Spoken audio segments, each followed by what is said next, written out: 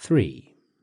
Though all the brilliant intellects of the ages were to concentrate upon this one theme, never could they adequately express their wonder at this dense darkness of the human mind. Men do not suffer anyone to seize their estates, and they rush to stones and arms if there is even the slightest dispute about the limit of their lands, yet they allow others to trespass upon their life. Nay, they themselves even lead in those who will eventually possess it. No one is to be found who is willing to distribute his money, yet among how many does each one of us distribute his life? In guarding their fortune, men are often close-fisted, yet when it comes to the matter of wasting time, in the case of the one thing in which it is right to be miserly, they show themselves most prodigal. And so I should like to lay hold upon someone from the company of older men, and say, I see that you have reached the farthest limit of human life. You are pressing hard upon your 100th year, or are even beyond it. Come now, recall your life and make a reckoning. Consider how much of your time was taken up with a moneylender, how much with a mistress, how much with a patron, how much with a client, how much in wrangling with your wife, how much in punishing your slaves, how much in rushing about the city on social duties. Add the diseases which we have caused by our own acts. Add, too, the time that has lain idle and unused. You will see that you have fewer years to your credit than you count.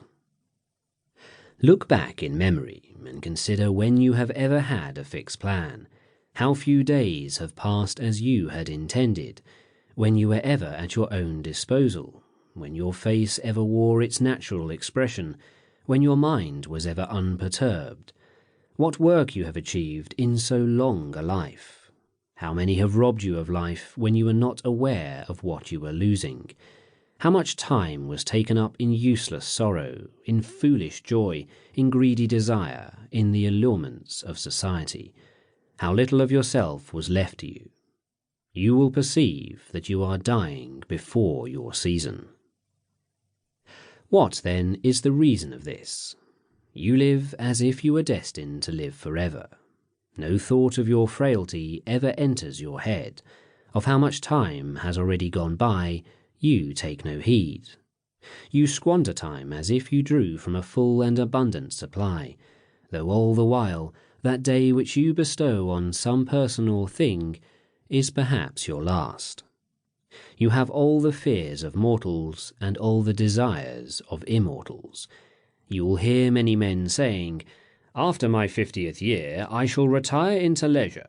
My 60th year shall release me from public duties. And what guarantee, pray, have you that your life will last longer?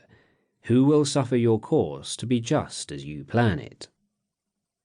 Are you not ashamed to reserve for yourself only the remnant of life, and to set apart for wisdom only that time which cannot be devoted to any business? How late is it to begin to live just when we must cease to live?